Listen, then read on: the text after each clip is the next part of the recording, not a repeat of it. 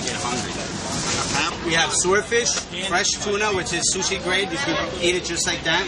Then you have the mako shark. You have bluefish, green squid, striped bass. I think it's important to eat local. Local organic would be my first choice. Local would be second. Organic, from California would be my third. But it's something different. A lot of people like it. We try a lot to do some different things. Sometimes I go crazy and I get tomatoes and corn. We are here in Union Square Green Market. Green Market is a program of GrowNYC, which is an environmental nonprofit in the city. This is our largest market in the city, but we have about 54 other locations around the city across all 5 boroughs. There are about 230 producers who participate in our program, and they're all growing food, raising their animals, catching fish, baking bread from within about 200 miles of the city. Everything is from the Long Island, the Hampton Bays. Everything gets caught the night before and filleted that very morning, so everything stays super, super fresh as long as you keep it on ice. Oh, I would probably say that we bring maybe 50 or 60 different varieties of things, counting potatoes and celery and garlic and artichokes, herbs. I believe we've been coming to this market since 1994. Our first market was opened in the summer of 1976 on 2nd Avenue and 59th Street, and it was just a handful of farmers, and they sold out, but by noon. There was like a rush of people, and one of the farmers said to his son, "What is there, a famine in New York City? These people act like they haven't seen food before." So the point is, I bought carrots, corn, salad, apple cider, blueberries, strawberries, bread. What's great about the farmers market is that we're a producer-only market, meaning that the people who are selling the vegetables here are the ones who are growing it themselves. So what customers are able to do is talk to the farmers about how they tend their land, what growing practices they use. Do they spray? Do they not? Are they organic? Are they certified? Are they certified naturally grown? And there are a number of different weight certifications you could get, and there's a full range of farmers and the ways that they produce what they bring to market. No, it's not organic, but it's as close as we're going to get to it. Yeah, as close as you can get to it. It is a city. It is hard to get food in, and everybody is looking for access to fresh food. So we have markets in the Bronx, we have markets in Staten Island, and our mission is twofold: to provide access to fresh fruits and vegetables for all New Yorkers, but at the same time to help preserve farmland upstate. And so collectively, all those 230 producers are tending about 30,000 acres of land. So that's land that's being kept in agricultural production. It's not being sold off for development. And so we're helping to keep the local economy strong. Well, I've lived in New York for 7 years, and probably since that time. Used to come on Saturday, but it gets too busy on Saturday. I don't leave the market without buying something. Right now, we're at the peak of the summer harvest. There are mountains of corn. There are blueberries, cantaloupe, watermelon just came in, hot peppers are arriving. I will probably buy some heirloom tomatoes. So they're nowhere near as perfect and uniform looking as the ones you might find at the grocery store. They're kind of knobby. They're different colors. They have fabulous names like Black Prince and Green Zebra, and they're so flavorful and amazing. So you have to eat them almost right away. They're so good. Tomatoes are amazing. They're monstrous. Well, I like there's certain types of plants that I like picking because it's pretty easy to pick.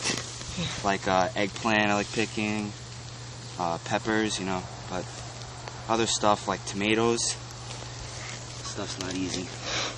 Just want to get all the soil out as possible. So. Well, when I was a boy, my family constantly had gardens, and I liked it. And my great-grandfather and his father before him had a farm in Sicily. And I guess it's in my blood. So after being in the restaurant business and being a stockbroker, I got sick of that kind of life. I decided that I'm not going to wait to do this. I'm going to do it now. What you see behind me here is where everything that we do begins. This is a pile of leaves. What I intend to do with this is combine it with horse manure and then flip it over with the tractor several times until it breaks down. Rainwater collection system. Up here on this slight hill, there are 6 55-gallon drums, and we store that rainwater in the barrels until we're ready to use it via this connection right here. Community-supported agriculture in its simplest form, simplest definition is produce pickup program. So you pay X amount of dollars in advance, and in return, you get, could be 20, could be 26 weeks of consecutive pickups of a large box of produce. It's usually a good value for you. You can save anywhere from $15 to $30 by paying in advance. But this farm, since it's the source, is a fantastic value anyway. There are 15 hours work required for one level of membership, 25 for another. And then if you're a total volunteer, it's 100 hours throughout the season. My hours usually vary. I usually start at 9 or 8, and then it's usually 3 to 4 hours. So it's not bad. I just kind of enjoy whatever tasks Mike gives me. I like to plant a lot of the stuff. That's fun. But you know what, I must say, that pulling weeds happens to be one of the most fulfilling things that we do here, because you have a big line full of weeds, and then at the end you can say that it's all clean and ready to be planted.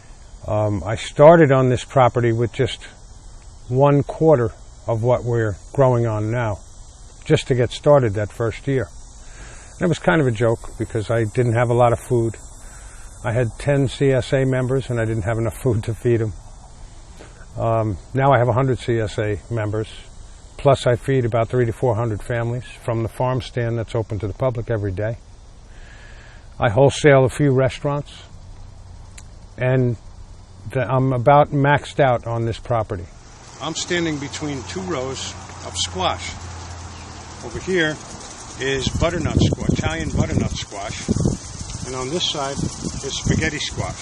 3 months ago, this was all beets and onions. So because I'm a small farm, we utilize the land best we can. So we first planted beets and onions, and as we pull them, when they're ready and we pull them and sell them, the space becomes available. Well, we grow about 70 items here, and we grow seasonally. So if you were to come here in April, you wouldn't find tomatoes because seasonally they're not ready till July. What you would find is 15 varieties of lettuce, 3 varieties of kale, collard greens, many herbs. Yeah, working on a farm definitely will educate you, because there's a whole bunch of different plants out there, and you never know how much there are. And I came in here barely knowing anything, and I know so much more than I used to. So. You get some interesting produce here, produce that you won't find in the supermarket, and for that matter anywhere else in the country. 99% of the seeds that I purchase are from Italy. It's nice to volunteer here as well, because it helps the farmers decrease their costs. In volunteering and doing that, they can offer their produce at a reasonable price, and that's even more important for organics, because organics are typically more expensive. There's no GMOs in here. There's no genetically modified organisms here in this field. I won't grow them. I don't know whether they're good or bad. I've read studies that contribute genetically modified food to autism. I don't know if that's true or not. But I do know one thing. My food is clean, and that's the way I choose to eat. I think people are starting to realize that a lot of the massive health issues that come into this country are pretty much because of the way we eat. I think more and more people everywhere are starting to realize the importance of eating organics and eating just a healthier, more raw diet. Never thought it was a mistake.